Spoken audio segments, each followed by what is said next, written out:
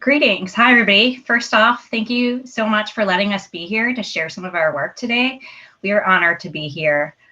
Just one little bit of housekeeping left on how this session is going to run. So I'll kick it off with some context setting about the work, and then Wendy Stengel and Willa Armstrong, my colleagues, will really get into it with the persona work itself. And then we'll round trip and I'll conclude with some of the projects that have happened since then. And I believe we'll have plenty of time for Q&A at the end for any threads that are of interest for further exploration for all of you. So hi, I'm Julia Kim. I'm Asian American with she, her pronouns, and I work at the National Library for the Blind and Print Disabled, or NLS, as a product manager of BARD mobile applications. As the first product manager at NLS, this has meant a major shift in orientation for the organization and our products and how we define long-term success. In fact, in the year since I joined NLS, the organization has recognized how essential this is with a reorg to create a new product and acceptance section. As a product manager, I strive to accurately represent the voice of customers through ongoing user research efforts and collaborative pilots like the one we'll be talking about today. So I'm going to pause for a minute and talk a little bit more about NLS and give you some background. NLS's mission is that all may read. I'll repeat that all may read. And as a separate directorate of the Library of Congress, it's unique in its 90-year history and mission to support all eligible US citizens and residents around the world with their reading needs. So patrons may never come to DC or even to NLS. They very likely will never come to NLS or even interact directly with the NLS staff. But most patrons are served by participating regional and state libraries. These patrons often form lifelong relationships once they understand what services are available and they discover it. So moving on, NLS has served some form of Braille and talking books throughout its history. Much of its audio technological history mirrors changes in prevailing audio formats. So from the early beginnings of the 30s with phono discs or LPs and groove disc records to more flexible discs, audio cassettes, and even essentially encrypted audio on USB devices. So while much of its history has been physical media and specialty playback devices mailed to patrons' homes, the past decade has brought about a major shift toward embracing more digital technologies with the BARD mobile apps. One last point for context, in 2019, the US became a signatory of the Marrakesh Treaty. This really helped in facilitating the creation and exchange of accessible text worldwide among participating countries, greatly increasing our ability to address the book famine internationally. For NLS, since the 2020 implementation, this has meant a change from a few books in French a year to thousands of books in more than 23 languages and growing, which, as you can imagine, has implications for the app design. So with the Marrakesh Treaty, NLS's patron eligibility language is also expanded further to sort of harmonize with that. So stepping back, I also see this as part of NLS's overall historical trajectory in expanding its mission to serve more and different types of users. So going back to that all may read. There's a lot more to Marrakesh, so I'll drop in some resources at the end. The Library of Congress is a great website and FAQ, and there's also a recent talk about our implementation. So happy to share out after that.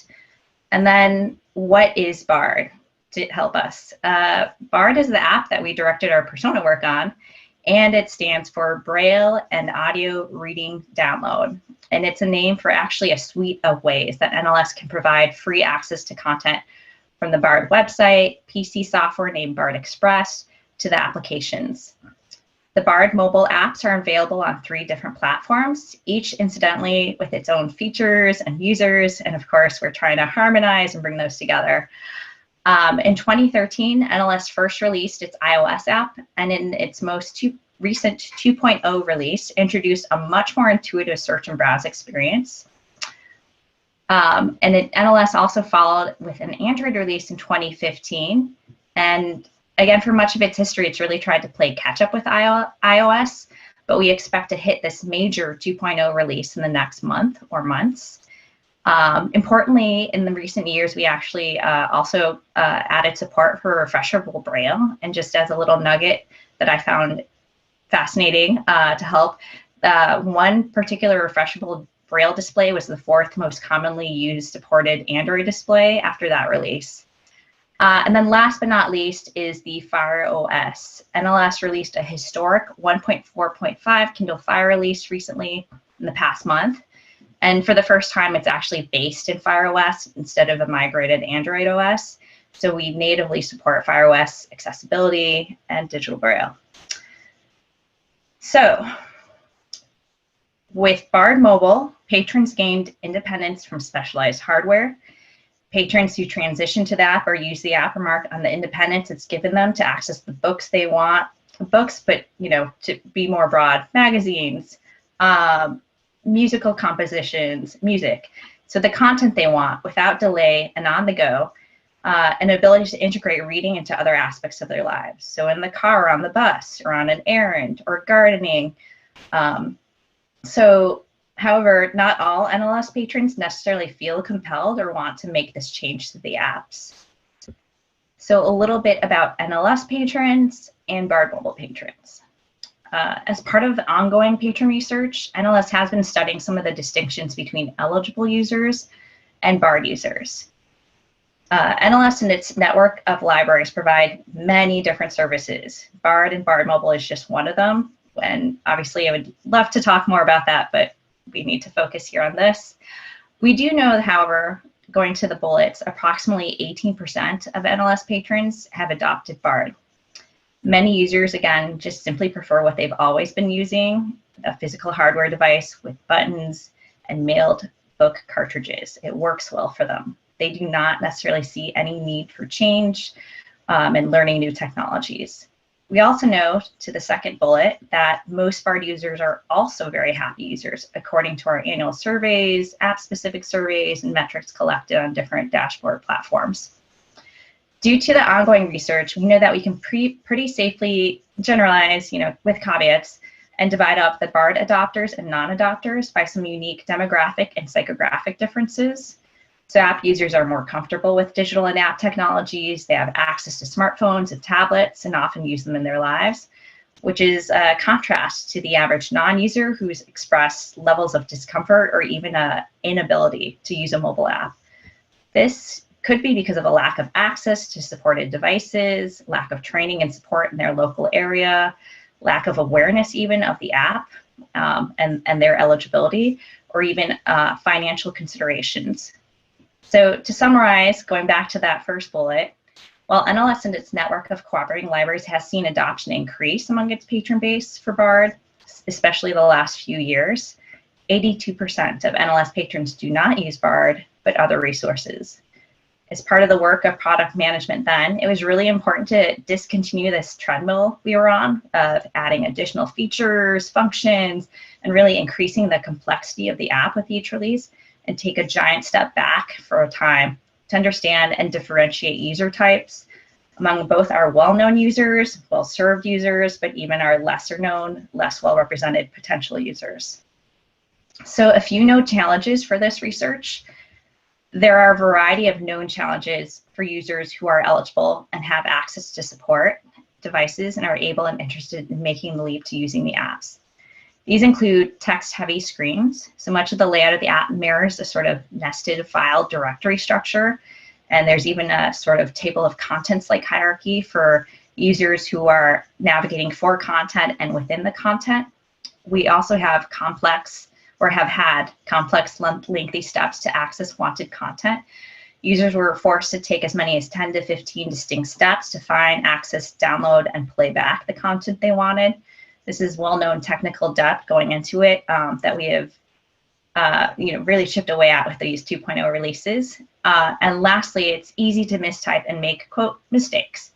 So because of a key part of the interface, which is designed explicitly to mirror the previous generation of hardware players to help with that technical transition to the app, some of the major screens can be a little bit difficult to use. So this means that even an experienced self-described expert testing, whether it's an eligible staff manual testing, can have a session with user error.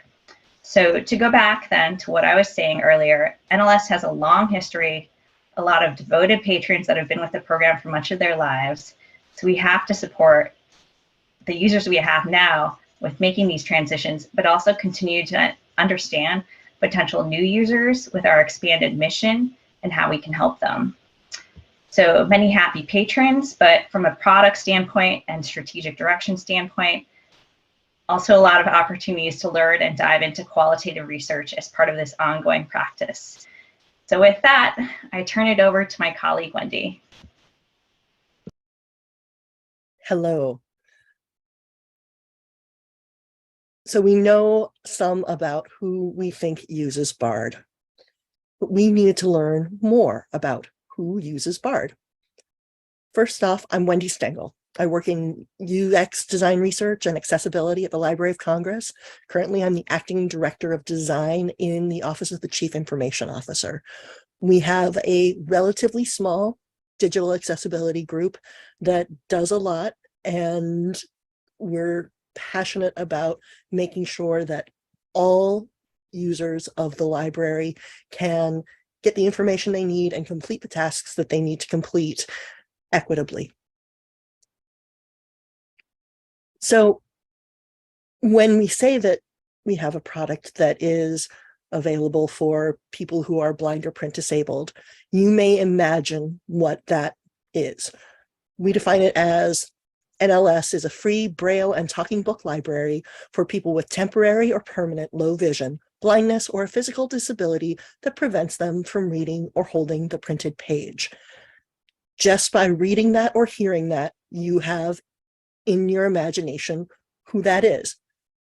But that imagined self is a bit diffuse and abstract.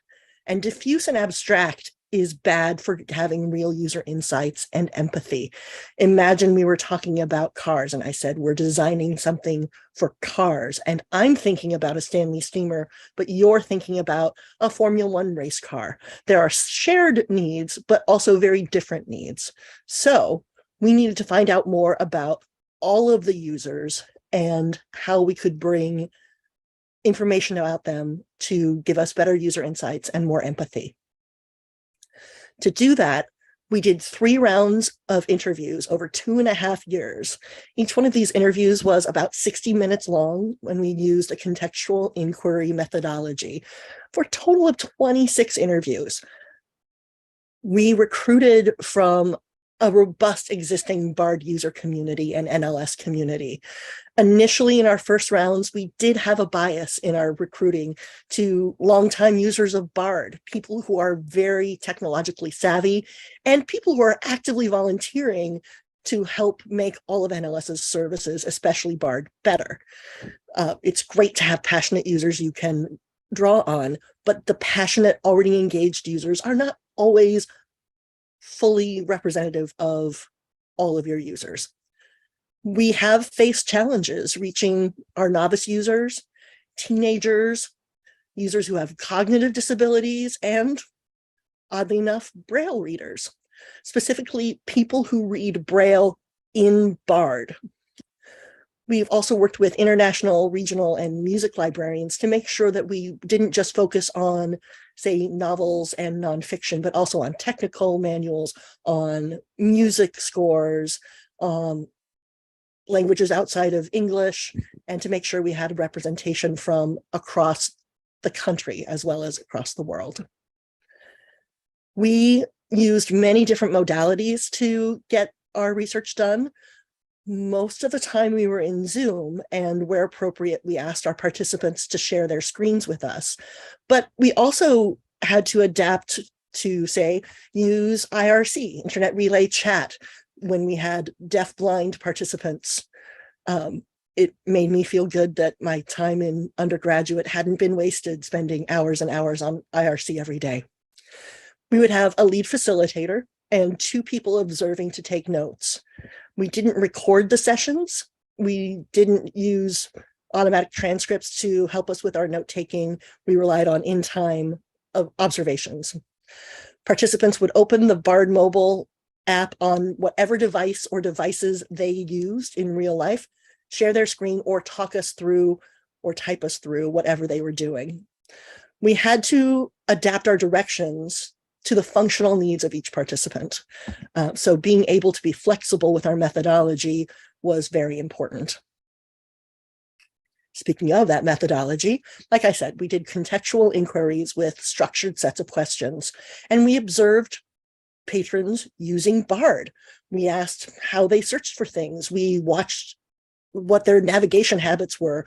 We learned how they modified the experience for their own accessibility needs, including lots of pinching and zooming. So many of our low vision participants would enlarge the text on their device so that they might see one word at a time and would read long novels that way. People also have individual content preferences, and there's a lot more. What we got out of that were 97 pages of notes, which we then looked for patterns and we coded for themes. A lot of really interesting details that came out of individual interviews were too close to personally identifying information, especially since we were relying on already engaged users in early rounds. So we couldn't use a lot of the anecdotes that were very revealing because we wanted to protect our participants' privacy. After one round of interviews, we developed 3 personas. After the second round, we refined the personas and added a fourth, and we've done a third round, which is currently in the synthesis stage. So with all of that, we developed personas, and we're going to go back to how we can say something and then have different things that we are imagining. Many people who are listening in or watching along today may immediately imagine a persona as a poster that you might hang up on the wall, or a sheet of paper that has a photo or an illustration of a person, and then an alliterative name matched with a habit like Ricardo the reader or Laura the learner. And they tend to be punchy, brief, have a couple bullet points and maybe some scale sliders that say this person is more tech savvy, this person is less tech savvy. They can be very useful, this kind of persona, but they are very visual artifacts. And because of our topic matter, our stakeholders, and our rhetorical needs, we needed to approach it differently.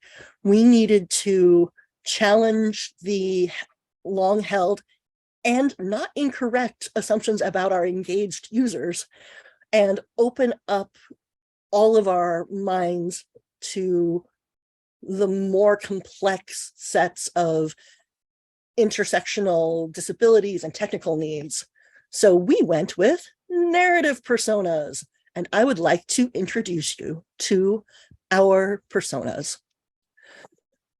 Before I start, please know that while I will be reading the narratives, when you get the slide deck, all of the text I'm reading now is in the notes for each slide. So you don't have to worry about taking notes. You'll be able to read these. And if for some reason you don't get the slide deck, you can always contact me and I will share them with you.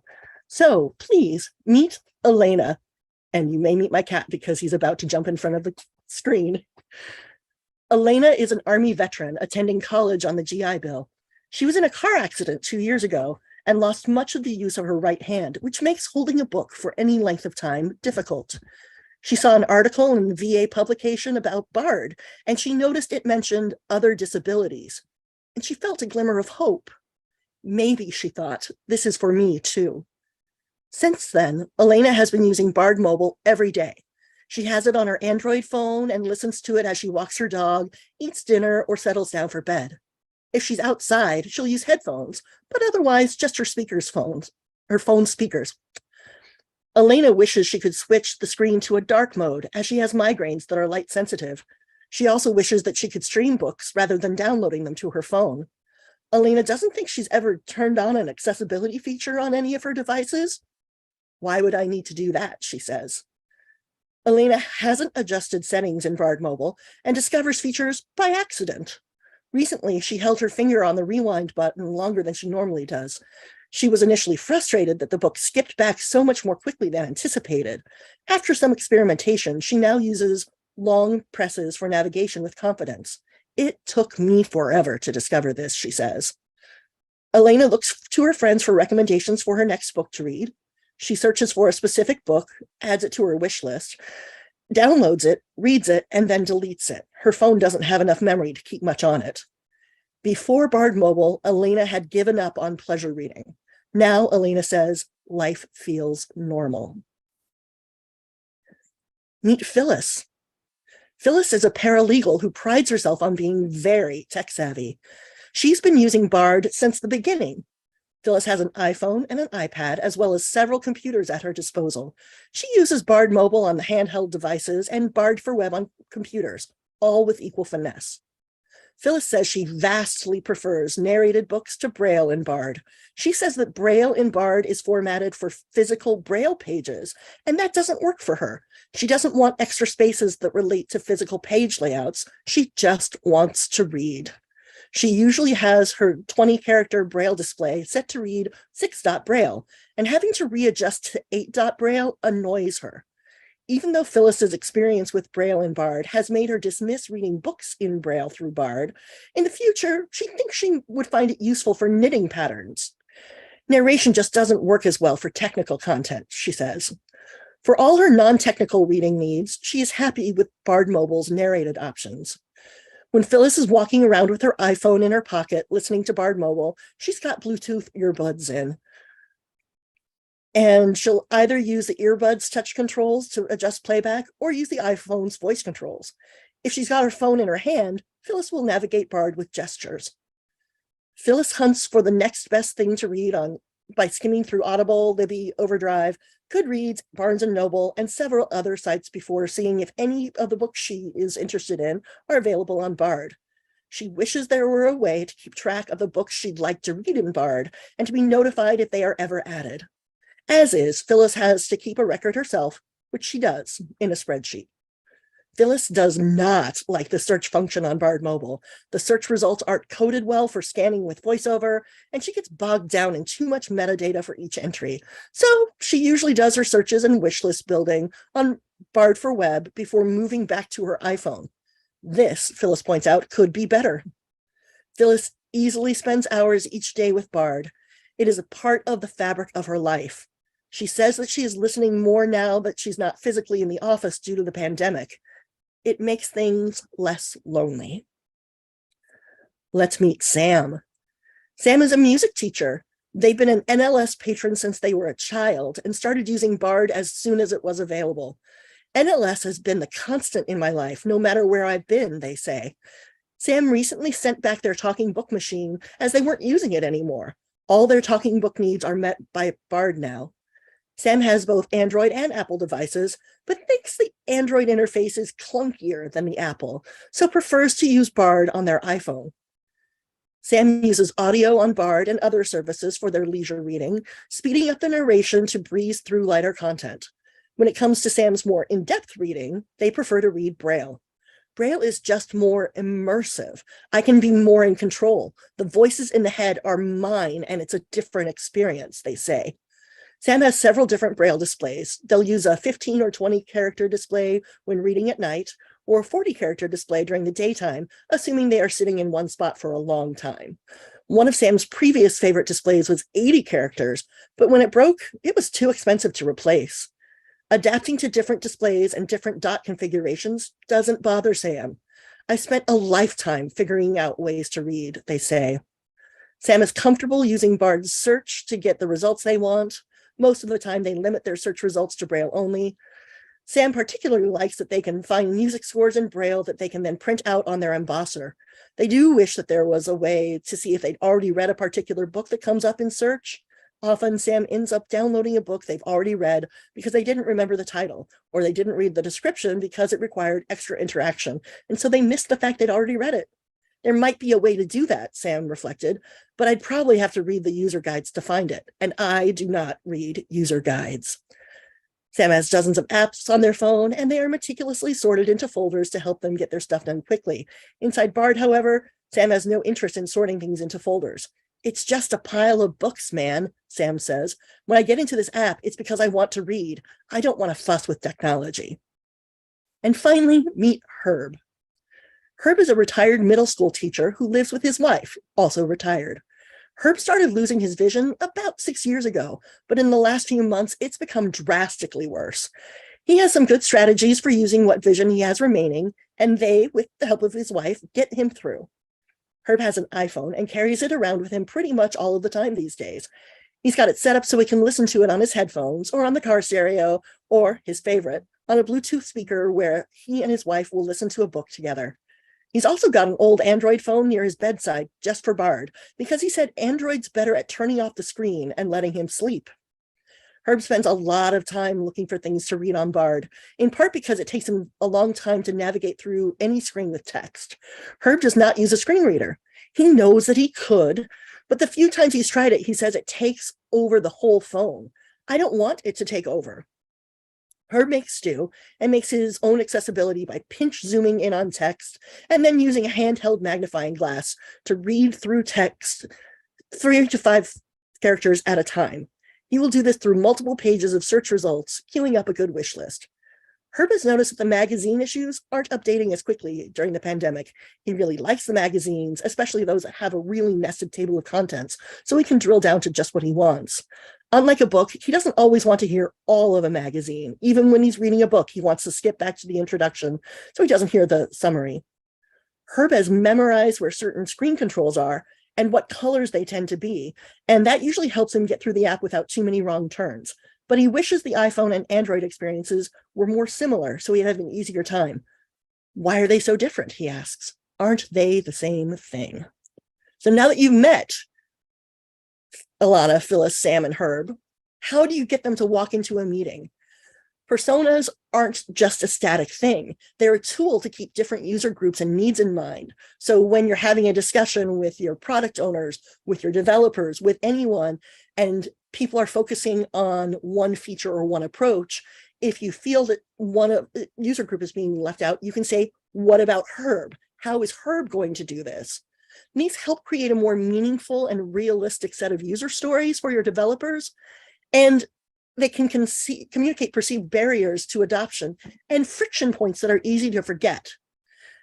We find that personas are a great way to spark insight into ways to grow the user base. If you don't know that your users are having problems because they don't have enough storage on their phone, you might build for other contexts where you have large downloads and expect people to download many things.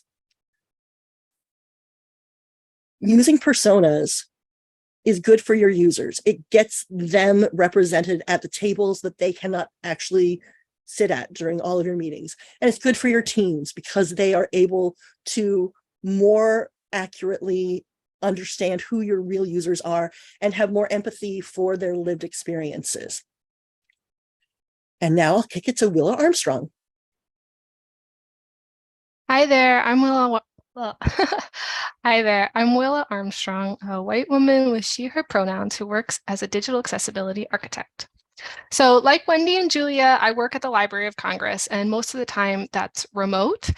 Wendy and I have met in person, but as an aside, our little team presenting here in this virtual conference are really comfortable because we've only collaborated virtually and remotely. This entire project started as a quote-unquote water cooler chat during a couple different coffee conversations and information sharing sessions, all held virtually by call and video. We sort of made and nurtured these connections, and we've chipped away at this work with the assumption that it would be a long, ongoing project that we'd have to continue to nurture the relationship as well as the personas. We leaned into and embraced some of the aspects of remote work possibilities, like asynchronous work when possible, but also kept and protected time free for those moments when we needed to all get together, such as when we were interviewing patrons and reviewing our personas.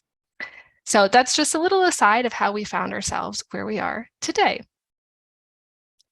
What I'm going to talk about are 2 areas of current and future considerations for the team. So Wendy talked about our process, our flow in developing these personas, and I'll push on that a little bit.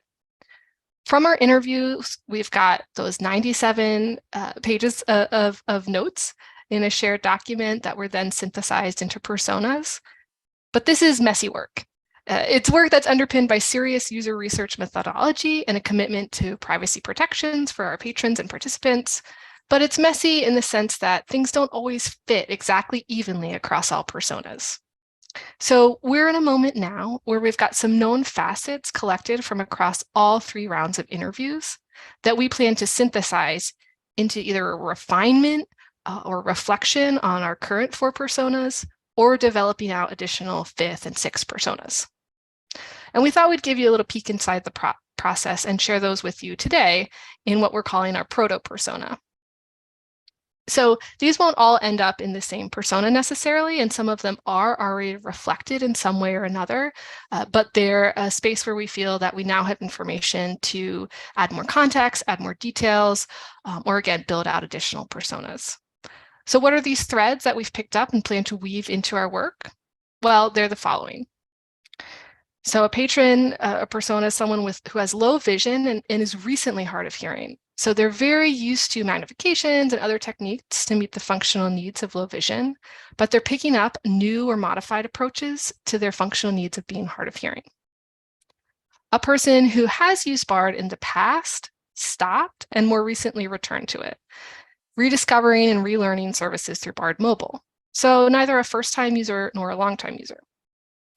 Someone who's devoted to Google and Android technology, who uses their offering of smart home devices, uses them daily, and uses them for many different tasks. This is a particular technology suite that's come up from our interviews, and we're interested in what this means, this context means for the use of our app. Someone who relies on layout and color to navigate. So we heard this a lot from low vision participants and did represent it a bit in the existing personas, but want to push more on how much some patrons depend on memorizing the layout and use of color for navigation.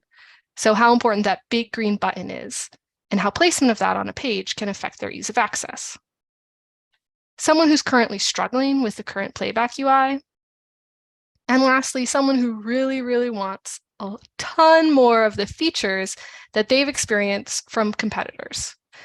So features where a media app remembers recent interactions, remembers reading history more easily, or is more thoroughly designed to minimize things like typos or accidental actions.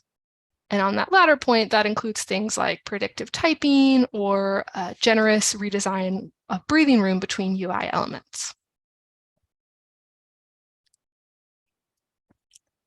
Now, we've done 3 rounds of recruitment, and there are gaps that we want to fill that relate to our current user base, the pool of potential patrons, and various habits that might not be collected and reflected in our current personas. We've heard from patrons on some of these topics, but we want to hear from enough patrons that we feel comfortable that we can build out personas that don't directly map to an individual user. So we want to recruit patrons who identify in the following ways: having intersecting disabilities, having multilingual reading habits, being deafblind, having limited or no access to hardware, kids and teens, students of all ages, those with qualifying print disabilities, that's a big umbrella, and those with ambulatory disabilities. And now I'll hand it back over to Julia to speak more on some of the usage of the personas and related projects. Thanks, Willa. So zooming back out to some of the day-to-day, week-to-week work with the apps, creating these personas also had a few other novel positive impacts as we improve services for different types of users across the different services and software that we support. So as part of our manual testing, we began to configure app and device-specific settings per persona. For example, as this slide says, Elena. What of Elena's device and app settings? I collaborated with some testing staff to start creating complex testing configuration settings matrix that would note what type of device they use, whether phone or tablet, the platform, the device-specific settings that might apply, and then specific app settings and configurations. So this has meant really beginning to programmatically explore the breadth of, for example, non-screen reader settings that have come up with some of these personas and proto-personas developed. From exploring levels of verbosity, different color and contrast settings, and something that has come up more frequently in the last round, hearing and audio options. So again, still nascent, and it's been tacked on to our existing manual and automated testing. In Elena's case, this helped us explore in more depth Android-specific accessibility settings and one-handed mode in concert with all these other settings. So exploring these configurations actually allowed us to flesh out a number of surprising configuration-based bugs that had not come up previously in rounds of testing because they were specific simply to those configurations. So I think these new persona-based, they really helped answer a gap that wasn't well represented internally or with our volunteer beta list, for example. So another project was the rapid prototyping, or niche to win, that was piggybacking off of this research at the same time. So this was an exploratory project to rapidly prototype and recruit for some of these less well represented and understood personas. Throughout the course of this 6 months, I worked closely with a developer and we tested about 21 fully coded prototypes disseminated through test flight, FedExing devices to people's homes for eligible users. And again, I would say recruitment continued to be a challenge, especially as we were looking for patrons who were not app users, patrons who were actually resistant to this potentially. So part of the recruitment conversation also usually involved users expressing the thought that they would not be a good match. I don't know if the app is for me, was frequently expressed in one version or another. And I would say, you're perfect, great. So, we again attempted to recruit in these areas that were less well represented. So low vision, multi-disabled, users transitioning with progressive vision loss, and then users who express somewhere on that level of discomfort or self-described inability to use some of these technologies. And I would say throughout this, we had some real sparkling moments with non-app users who were initially expressing, being daunted, but then through the course of the 1 hour call would say, wow, maybe this is for me. So in aiming at this broad niche of user types, we of course found some more information to, continue this work on. But I think there was sort of a sense of a threshold in terms of comfort with technology and even interest in exploring and learning this and wanting to learn and make inevitable mistakes in that process. I think this research also helped underscore how many previous non-adopters needed to a radically streamlined, simpler UI. So again, pushing back again on some of the other users who want, more complexity, more features, more akin to what is commercially available with these different user groups. I think ultimately, a lot of this research continues to bring up how diverse our users really are and how difficult it can be, even when we think about it, just a few broad eligibility groups, with blind or low vision. What does that really mean in terms of needs and wants with the app? So going back to that mission statement that all may read is something of a daunting statement, I would say, but it's something we can keep repeating in the context of this research. And for advocacy and communication, which is our last slide, because we got to devote a slide to that.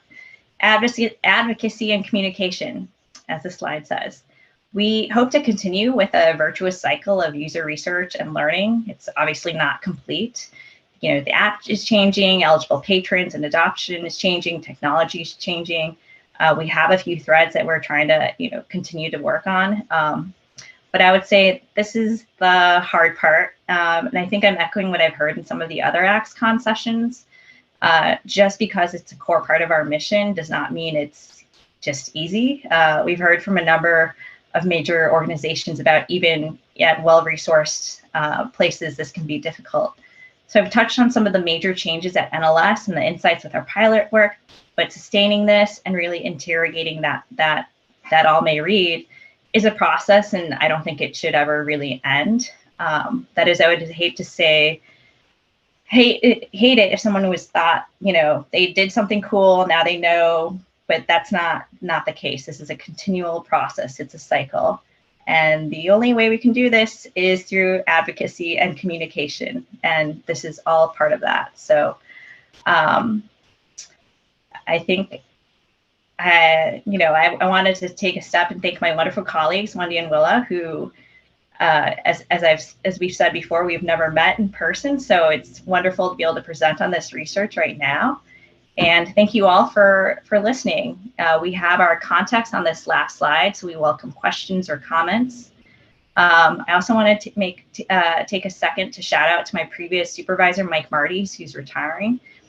He really shepherded a lot of this work and championed it during this period. So thank you, Mike.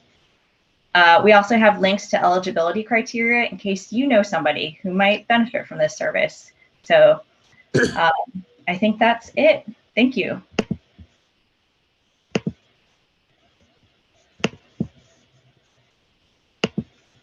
Thank you. Thank you all. I was just waiting for myself to come back up on screen. Wonderful content. We've got a lot of participation in Q&A, so let's just jump right in so we can get as many of these answered as possible. In no particular order, because these are all great questions. Well, we had one of our attendees answer the question of how to get a BARD login, so I think that's fine. Here's a question for Wendy. You mentioned in the logistics that you didn't record the sessions. Was there a specific reason why you didn't record them? We didn't record them because your appearance and your voice are personally identifying information. And we're very, very protective for our participants. We do not want to ever collect personally identifying information that we don't have a real research need to have. And especially in our earlier rounds where our participants were rather well known to our stakeholders, we never wanted any element of a persona to get tied back to a person who, in all the course of human things, one stakeholder might want to dismiss something someone said because, oh, they always complain about that.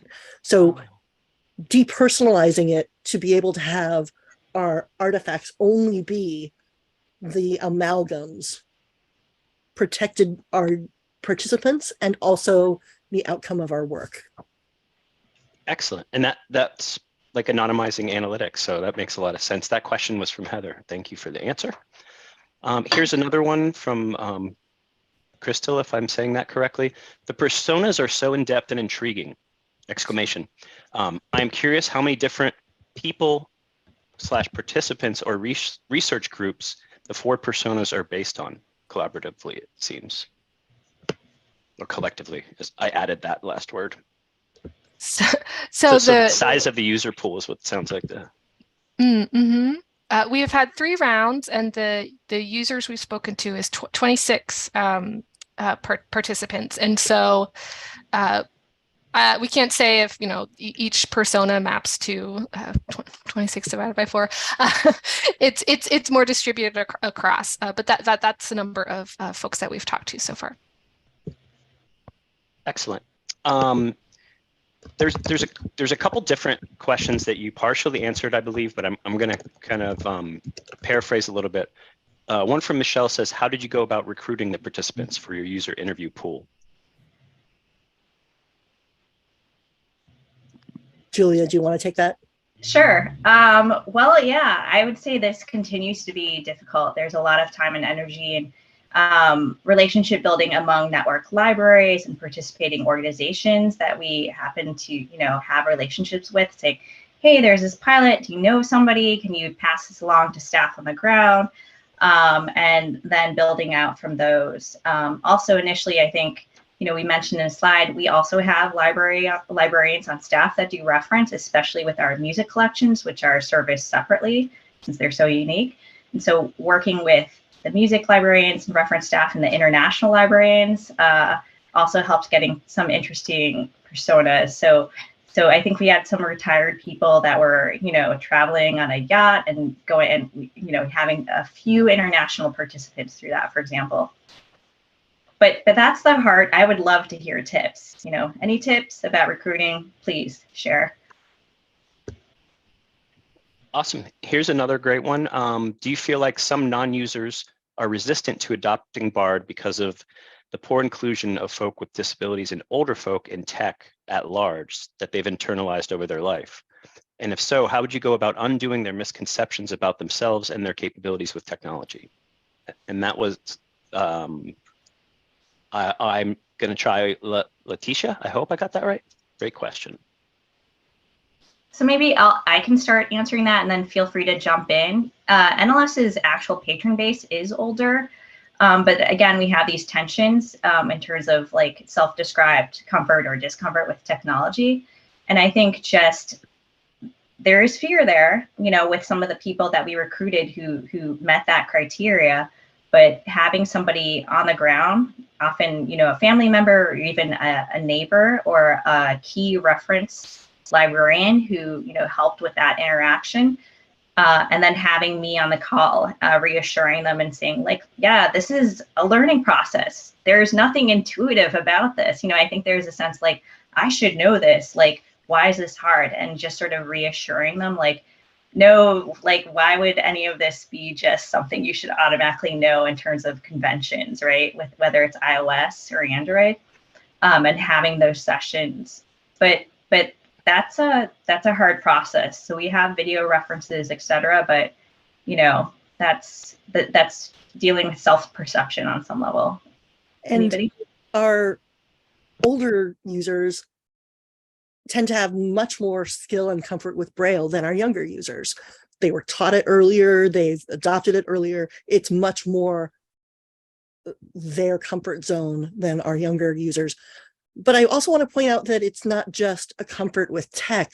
For a lot of our users, the hesitation is comfort with identifying as being in need of help. In our Elena persona, you get a little of that where she didn't see herself as somebody who would need any accessibility features, you know, just because she can't use her right arm and she has debilitating migraines, she doesn't need accessibility features. We know many people who start out with losing some of their vision and grow more and more on a spectrum of low vision to eventually being blind. And there's huge resistance in many users to adopt the technologies that would specifically help with their blindness because they don't want to identify that way yet or ever. Like with Herb, who magnifies his screen and holds a magnifying glass up and reads character by character for long books. Just one extra note on that in terms of like what we learn through empathy in these interactions. A lot of times in that case, they're struggling with day-to-day, just living their life, right? How are they buying groceries? How are they maintaining their social life? So to also say like, you must learn a screen reader, you know, I would not say that in their interview, and I would try to meet them where they are. But that is the truth for, you know, a number of those interview sessions, for sure, for sure. Awesome. Here's one from Angelica. How would the average person with a disability or someone that provides care and support find out about this resource? The persona stated that they came to BARD by seeing an article or already being an NLS user. Do you collaborate with any agencies that directly service those populations, such as social workers or outreach centers, to potentially expand the user base by using those middle agencies as an information link? I think most of the patrons actually learn about our resources through participating network libraries, whether they're regional or state, where they learn about other accessibility services, or in terms of, for example, we've had pilots in some states with reading disability diagnosis in a school setting. So we do have a list of some of those organizations, or all of those organizations on our NLS website. But people are free to also just, you know, if they self-identify or know somebody, you can also just go ahead through the information online in terms of determining and confirming your eligibility. And again, with Marrakesh and everything, those barriers have really been lessened, I would say. So I do think like promoting this is a whole other thing, right? How do people come to know this? Which it's a little bit, it was not part of our initial our research, but obviously it is a barrier. Awesome. Question from Meg. How do you bring personas to the meeting, which is in quotes, if folks don't have the personas memorized as they are? Great, but lengthy. I'm not sure I understand that one, but I put it in Well, the chat. for people who, when they think of personas, they think of a sheet of paper that has a couple bullet points, some sliders, and a photo, or a poster that's on the wall that can just always hang there. So you don't have to have spent time over coffee learning these people. It's useful to use them as part of the onboarding, especially when you have new people joining a team. So you have developers in another country who have never been in this kind of work, and giving them the personas to read about and learn about helps socialize them better. You don't have to have them memorized, but remembering that we have these 4 personas and one of them really had an issue with X, Y, or Z can help people remember to bring the persona work in. Awesome. We are at time. I'm sorry if we didn't get to all of the questions, but I will make sure that the panelists have those. There's just a couple more, including what type of music does Julia play? And Leticia, I'm sorry I pronounced your name wrong during your question. Thank you all so much, and especially our presenters. And enjoy the rest of AXCON. Thank you all. Thank you. Thank you. Cheers, everyone.